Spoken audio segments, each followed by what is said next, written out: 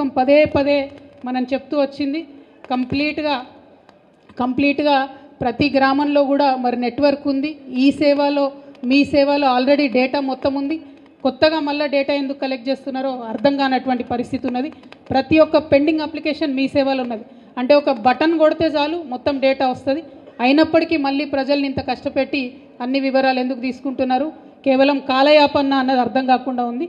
So ఈ ప్రభుత్వానికి చేసేటటువంటి సూచన ఒకటే, రాబోయేటటువంటి సమ్మక్క సారలమ్మ జాతర మీద ప్రత్యేకమైన శ్రద్ధ పెట్టండి, ఎక్కువ బస్సులు వేయండి.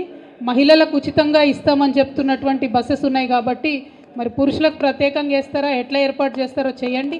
ఈ జాతరలో మాత్రం ప్రజలు ఇబ్బంది పడకుండా ప్రయత్నం చేయవలసిందిగా కోరుతా ఉన్నాను. Thank you. జై తెలంగాణ.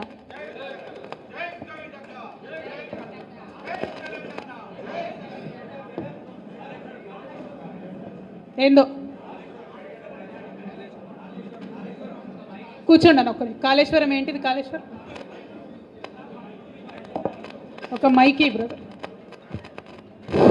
కాళేశ్వరం ప్రాజెక్టు నిన్న మంత్రుల బృందం చేశారు. అదంతా కూడా లోపాల పుట్ట, అంతా అవినీతిమయమన్నారు. దాని మీద మీరేమన్నా స్పందిస్తారా? నిన్న కడియం శ్రీహరి గారు విస్తారంగా ప్రెస్ మీట్ పెట్టిండ్రు. సీనియర్ నాయకులు వారు, ఇరిగేషన్ శాఖ మీద అపారమైనటువంటి పట్టున్నటువంటి వ్యక్తి. అన్ని అంశాలు కూడా వారు వివరంగా చెప్పడం జరిగింది. ఒకటి మా పార్టీ స్టాండ్ని, రెండవది ఆల్రెడీ వాళ్ళు ఎంక్వైరీ చేస్తూనే ఉన్నారు కదా, ఎంక్వైరీ చేసిండ్రు. ఎంక్వైరీ రిపోర్ట్ రాకముందే మంత్రులు ఇది పాపాల పుట్ట తప్పుల తడక అంటే మరి వాళ్ళకి ఎంత జ్ఞానం ఉందో, ఎంత ఎక్స్ట్రా నాలెడ్జ్ ఉందో నాకైతే తెలియదు. ఎంక్వైరీ రిపోర్ట్ వచ్చే వరకు ఆగితే అందరికి కూడా మర్యాదగా ఉంటుంది. మేడం, అంటున్నారు ఓడిపోయినప్పుడు కూడా బీఆర్ఎస్ కార్యకర్తలంతా ఆత్మస్థైర్యంతో ఉండాలని మీరు అంటున్నారు. ఓడిపోయిన 20-25 రోజులకు వచ్చిన సింగరేణి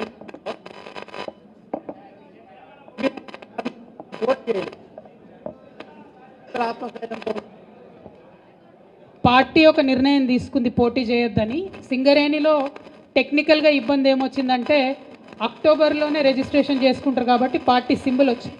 కాకపోతే పార్టీ అఫీషియల్ స్టాండ్ పోటీ చేయొద్దు అని తీసుకున్నాం. సమయాన్ని సందర్భాన్ని బట్టి నిర్ణయాలు తీసుకుంటారు, అట్లేముండదు.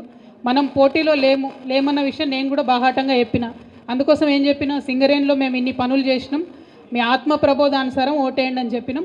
అందుకే ఇవాళ కాంగ్రెస్ పార్టీ కార్మిక వ్యతిరేకమైనటువంటి పార్టీగా ముద్రపడి ఉంది కాబట్టి సిపిఐ పార్టీ, సిపిఎం పార్టీకి అనుబంధంగా ఉండే ఏఐటియుసిని కార్మికులు గెలిపించుకోవడం జరిగింది గుర్తింపు సంఘంగా. సో టీబీజీకేఎస్ నాయకులు ఉన్నటువంటి వాళ్ళు కూడా అక్కడ లోకల్ పరిస్థితులను బట్టి వాళ్ళ యొక్క నిర్ణయం వాళ్ళు తీసుకోవడం జరిగింది. పార్టీ పోటీలో లేదు కాబట్టి అటువంటి రిజల్ట్ వచ్చింది తప్పితే పోటీలో ఉండేదో మేము ఓడిపోయినట్టు చాలా పత్రికలు రాసినాయి. అఫీషియల్గానే చెప్పినాం మేము పార్టీ పోటీ చేసేటటువంటి ఉద్దేశం లేదని. కాబట్టి పోటీలో లేనటువంటి వాళ్ళు ఎట్లా ఓడిపోతారు అన్నది కొద్దిగా మనం కూడా ఆలోచించుకుంటే బెటర్ అని. Madam, CM Revanth Reddy said that farmer CM has 66 crores worth land cruise cars in Vijayawada. ఒక విషయం దయచేసి అందరు గమనించాలి. గౌరవ ముఖ్యమంత్రి గారైనా, గౌరవ మంత్రివర్యులైనా, యావత్ ప్రభుత్వం ఎప్పుడైనా సరే వాళ్ళ సెక్యూరిటీ అనేటటువంటిది పోలీస్ వాళ్ళు, ఇంటెలిజెన్స్ వాళ్ళు చూసుకుంటారు. ఎవరు కూడా మాకు ఇన్ని కార్లు కావాలి, ఇంత సెక్యూరిటీ ఉండాలని ప్రజాప్రతినిధులు కోరరు. సెక్యూరిటీ వాళ్ళు, ఇంటెలిజెన్స్ వాళ్ళు చూసి సజెస్ట్ చేస్తారు. అదేవిధంగా సజెస్ట్ చేసినటువంటి వాళ్ళు కాన్వాయ్ని ఎట్లా బిల్డ్ చేయాలి, ఎక్కడ బిల్డ్ చేయాలి అనేటటువంటి అంశాన్ని సీక్రెట్గానే ఉంచుతారు ఎప్పుడైనా కూడా. ఎందుకంటే థ్రెట్ ఉంటుందనే సెక్యూరిటీ ఉంటుంది. సో ఆటోమేటిక్గా ఎక్కడో వాళ్ళు పెట్టి దానికి కావాల్సినటువంటి ఫెసిలిటీస్ అన్నీ కూడా క్రియేట్ చేసినట్టున్నారు. అవసరమైనప్పుడు తెచ్చి వాడతారు. అవన్నీ మనకు కూడా చెప్పరు కదా, సీఎం గారికి కూడా చెప్పకుండా చాలా ఇంటెలిజెన్స్ వాళ్ళు చేసేటివి ఉంటాయి. మరి ఇప్పుడున్నటువంటి సీఎం గారు ఏమైనా ప్రత్యేకంగా కోరుతున్నారేమో నాకు తెలియదు. కానీ గత 10 ఏళ్ళుగా మేము ఎప్పుడు కూడా ఇంత సెక్యూరిటీ ఉండాలి, అంత సెక్యూరిటీ ఉండాలని కోరలేదు. ఇంటెలిజెన్స్ వాళ్ళు, పోలీస్ వాళ్ళు ఇట్లా సెక్యూరిటీ, ఇది ఫెసిలిటీ అంటారు, వాళ్ళు చేస్తారు. దానికి తగ్గ బడ్జెట్ వాళ్ళకు ఉంటుంది. దాన్నో పెద్ద అంశం చేసి దాని మీద వెటకారంగా మాట్లాడడం, ఏదో సీక్రెట్గా విజయవాడలో దాచుకున్నామని, అవి ఏడ తయారవుతుందో ఎవరికి తెలియదు, ఏడ దాచి పెడతారో ఎవరికి తెలియదు. ఎగ్జాక్ట్లీ బీపీ ఆడ తయారవుతుంది. అదే అంటున్నాను కదా, మనకి ఏం తెలిసి పడే. ఆ పోలీసు వాళ్ళు, ఇంటెలిజెన్స్ వాళ్ళు చేస్తారు జనరల్గా. దాన్ని పెద్ద ఇష్యూ చేసి అదేదో దాచుకున్నాం అన్నట్టుగా గౌరవ ముఖ్యమంత్రి గారు మాట్లాడడం నిజంగా వారి గౌరవాన్ని తగ్గిస్తుంది తప్పితే ఇంకొక అంశం కాదు. Ultimately protocol of any CM is decided by the security wing and intelligence and the police. There is no role of politicians in that. It was decided like that. It is unfortunate that the current CM thinks so, but it is not the case. But since you have asked me in English, I want to make one thing very clear. We are from the state of Telangana, from the district of Warangal, demanding a national project status to be given to the South Indian, very big popular Jatara, which is called as South Indian Kumbh Mela, the Sammakka Saralamma Jatara. This is the highest conglomerate of tribal population of this country. This has to be respected. We earnestly request Honorable Prime Minister Garu to give the status of national festival to this Jatara, this tribal Jatara from Telangana. We have given number of representations to Honorable Prime Minister Garu earlier. So we really wish and pray that he will take it up immediately. Thank you. Jai Telangana.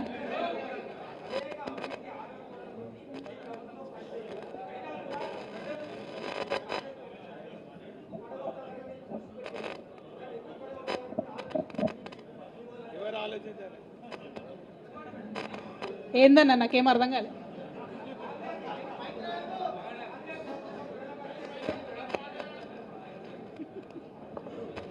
Madam,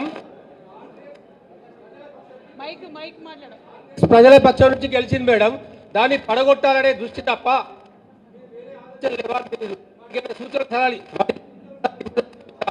ఇప్పటిదాకా సూచనలే చెప్పినా కదన్నా నేను. సమ్మక్క జాతర ఉన్నది, బస్సులు ఎక్కువ పెట్టాలన్నా, ప్రజలకు ఇబ్బంది లేకుండా సౌకర్యాలు కల్పించాలన్నా. ఒక్క నిమిషం. ఇప్పుడు 5 ఏళ్ళు బాబు, ఇప్పుడు మేము ఒక్కటే చెప్తున్నాం, ఎక్కడ తీస్తామని అంటలేము. వాళ్ళకి అన్ని తీర్ల మద్దతు ఇస్తాం. వాళ్ళ ప్రభుత్వం వాళ్ళు ఎన్నికల మేనిఫెస్టోలు ఏం పెట్టిందో అది చేసేదాకా నిలదీస్తాం. నిలదీసుడు ఖాయం, దాంట్లో ఏం లేదు. వాళ్ళు ఏదైతే ఎన్నికలలో ప్రకటించారో 100 ప్రకటించారో ఆ 100 దేశాక నిలదీసి ఏర్పాటు చేస్తాం. ఇంకొక విషయం గుర్తుపెట్టుకోవాలి బ్రదర్, బీఆర్ఎస్ పార్టీకి కాంగ్రెస్ పార్టీకి కేవలం 1.7% ఓట్ల తేడా మాత్రమే. ఉప్పెనలాగా గెలుసుడు, ఏదో ప్రజలు మమ్మల్ని తిరస్కరించుడు అన్నది జరగలేదు. కన్ఫ్యూజన్లో లోకల్ ఇష్యూస్తోని అనేకమైనటువంటి అంశాలతోని ఇట్లా ప్రజల నిర్ణయం వచ్చింది. అయినప్పటికీ ప్రజల నిర్ణయాన్ని డెఫినెట్గా గౌరవిస్తాం, అన్ని రకాలుగా సహకరిస్తాం. మా నాయకుడు చెప్పారు 100 రోజులు సైలెంట్ ఉండమని. డెఫినెట్గా సైలెంట్గా ఉన్నాం.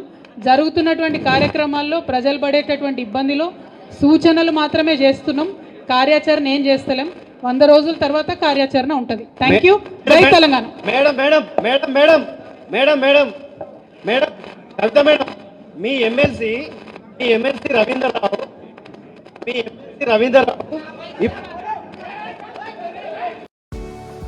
You must have spent hours researching for the right car to buy, right? But did you do the same for your insurance? It's okay. Hum hai na. Just visit www. అంటే ఈ టైంలో మీరు భరోసా MLA, మీ MLC అట్లా మాట్లాడొచ్చా? ఇటువంటి వాటి మీద post mortem చేస్తారా? డెఫినెట్గా పార్టీలో ఆలోచించుకుంటాం కదా బ్రదర్, ప్రెస్లో చెప్పాం కదా, పార్టీలో ఆలోచించుకుంటాం. Thank you. జై తెలంగాణ.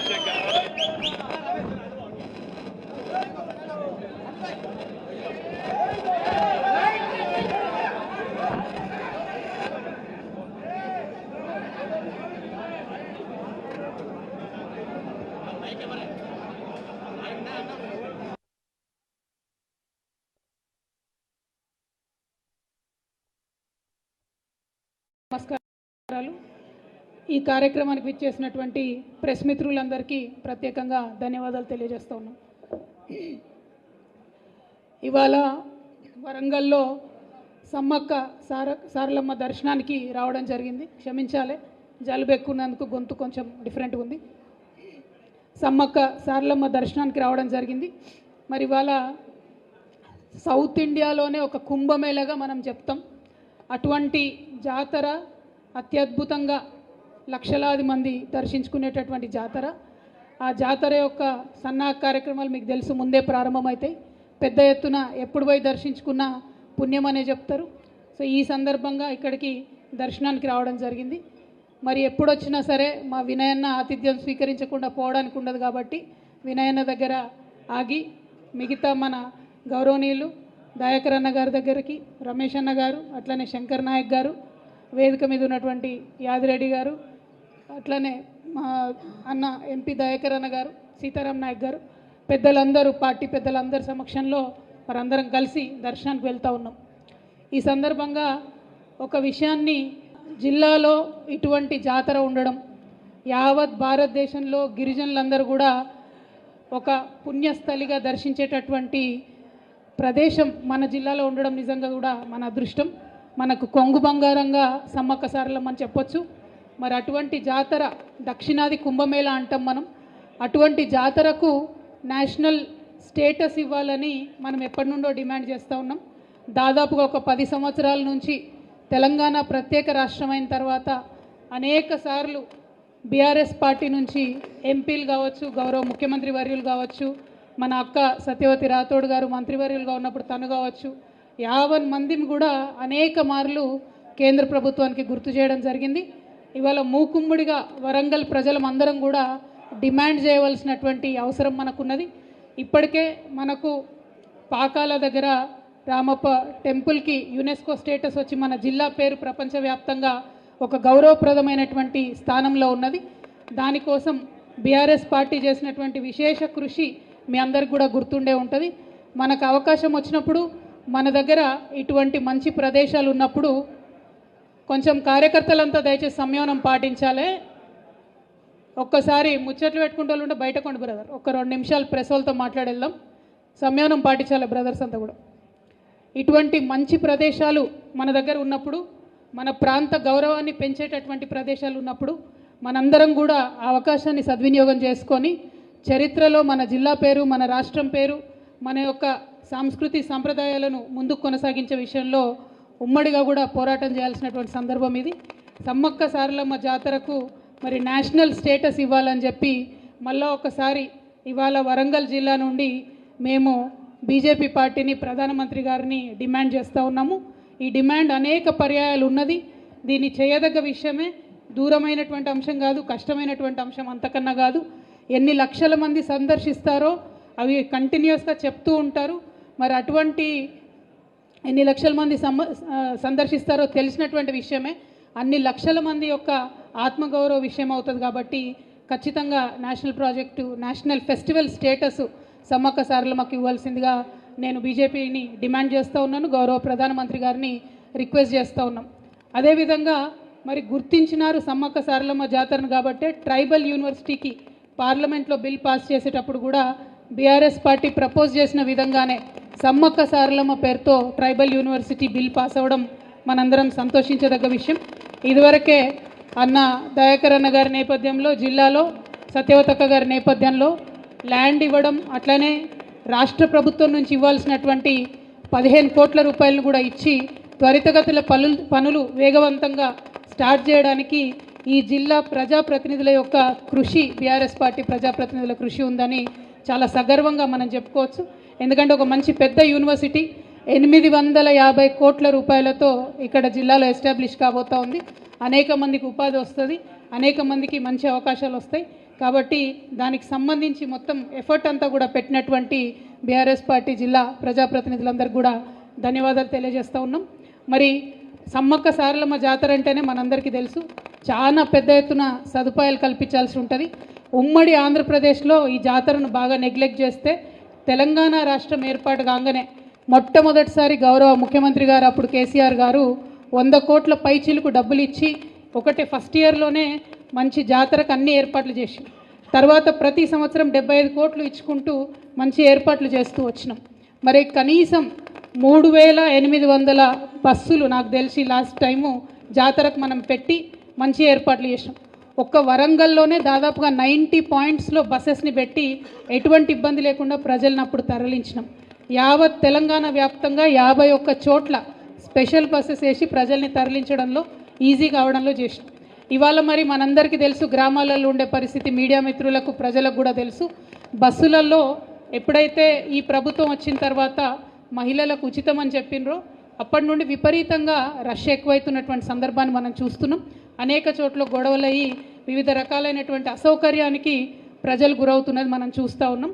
సో ఇంకా ఆ పథకం ఒక గాడిలో పడేలోపే మరి సమ్మక్క సారమ్మ జాతర వస్తూ ఉంది. కాబట్టి ఈ జాతరకు ప్రత్యేకించి ప్రజలకు అసౌకర్యం కలగకుండా మరి పురుషులకు ప్రత్యేకంగా బస్సులు వేస్తారా, లేకపోతే మహిళలకు వేసే బస్సులే ఇంకా పెద్ద ఎత్తున పెంచుతారా, ఏదో ఒకటి చేయాలి. కానీ బాధ్యత తీసుకొని ఈ జాతరకు వచ్చే ప్రజలు ఇబ్బంది పడకుండా ప్రభుత్వం దీనిపైన ప్రత్యేక దృష్టి పెట్టవలసిందిగా మేము విజ్ఞప్తి చేస్తూ ఉన్నాం.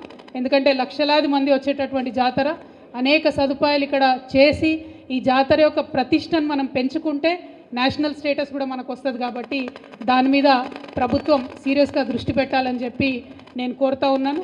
అదేవిధంగా బీఆర్ఎస్ పార్టీకి సంబంధించి ఎప్పుడైనా కూడా వరంగల్ ఉద్యమానికి సంబంధించి మనకు పెట్టని కోటగా ఉన్నది. ఈసారి ప్రజలు పెద్ద ఎత్తున కాంగ్రెస్ పార్టీ వైపు మొగ్గు చూపినారు. సో కాంగ్రెస్ పార్టీకి ప్రభుత్వానికి చాలా బాధ్యత ఉంటుంది. వరంగల్ ఒక ప్రత్యేకమైనటువంటి స్థానం. వరంగల్లో జరిగేటటువంటి అన్ని కార్యక్రమాలకు మరి ప్రత్యేక శ్రద్ధ పెట్టి ప్రజలు మీ మీద పెట్టినటువంటి బాధ్యతను విస్మరించకుండా మరి పనిచేయాల్సినటువంటి బాధ్యత ప్రభుత్వం మీద ఉంటుందని ఈ సందర్భంగా వారికి గుర్తు చేస్తూ ఉన్నాం. At the same time BRS party కార్యకర్తలు ఎట్టి పరిస్థితులలో మీరు మనోస్థైర్యం కోల్పోవద్దు. రాజకీయాలలో ఎగుడు దిగుడులు ఉంటాయి, ఇటువంటి పరిస్థితులు వస్తుంటాయి. కానీ సంయమనం పాటించి ఓపికతో ఉండి మన యొక్క సిద్ధాంతాలను ప్రజల్లోకి మళ్ళీ తీసుకెళ్తూ ప్రజల మనసును చూరగొనడం ద్వారా మళ్ళా మనం మంచి స్థానంలో సుస్థిరంగా వెనక్కి రావడం జరుగుతుంది. ధైర్యం కోల్పోకుండా బలంగా ఉండాలి. ఎందుకంటే ఉమ్మడి వరంగల్ జిల్లా ఎప్పుడైనా కూడా మనం అభివృద్ధిలో ఎక్కడ వెనక వెళ్ళలేదు. చాలా అద్భుతమైనటువంటి అభివృద్ధిని చేసినాం.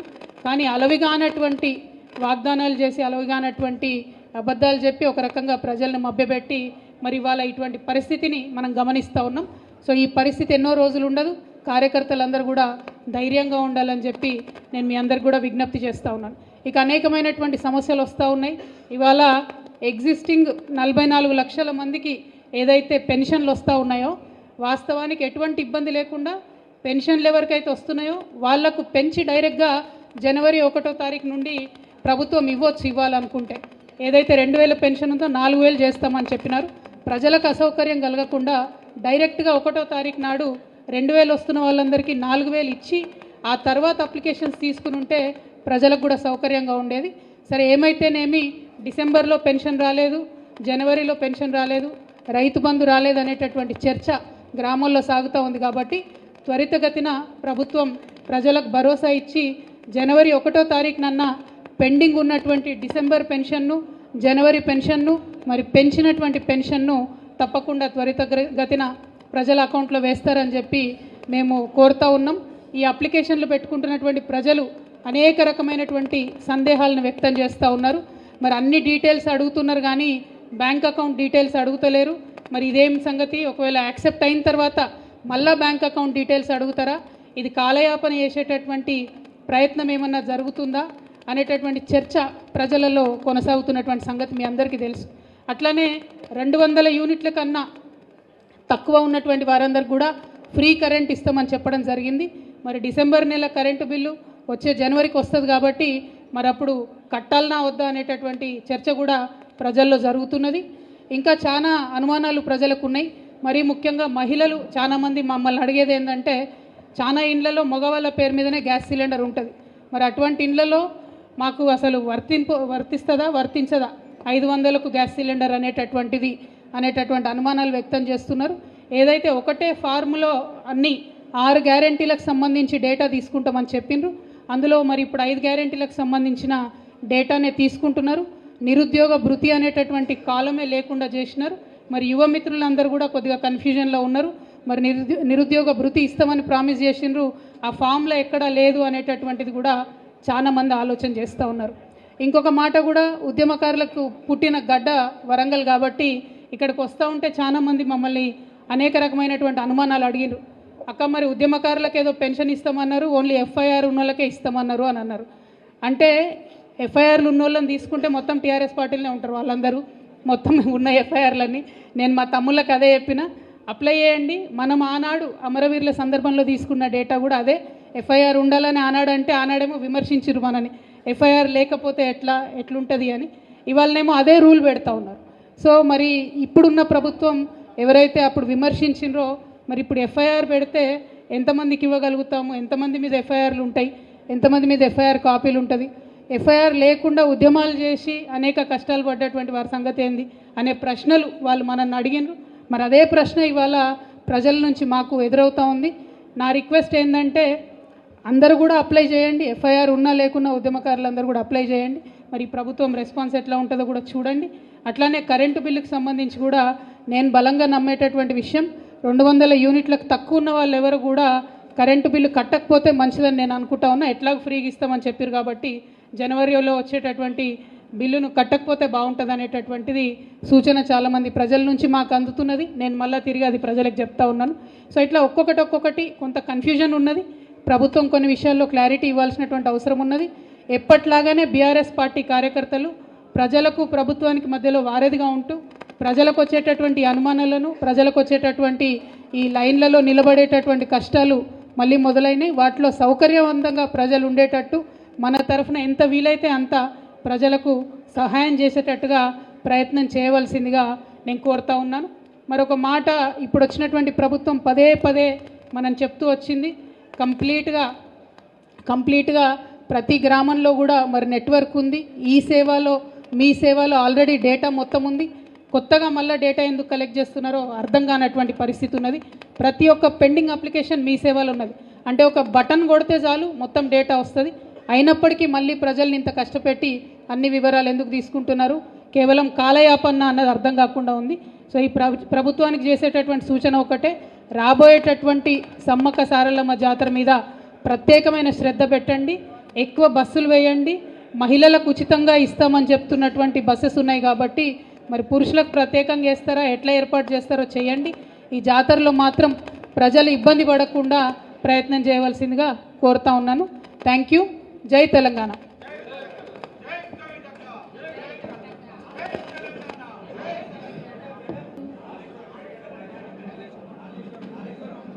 కూర్చోండి అన్న ఒక్కరి. కాళేశ్వరం ఏంటిది? కాళేశ్వరం బీఆర్ఎస్ పార్టీ నుంచి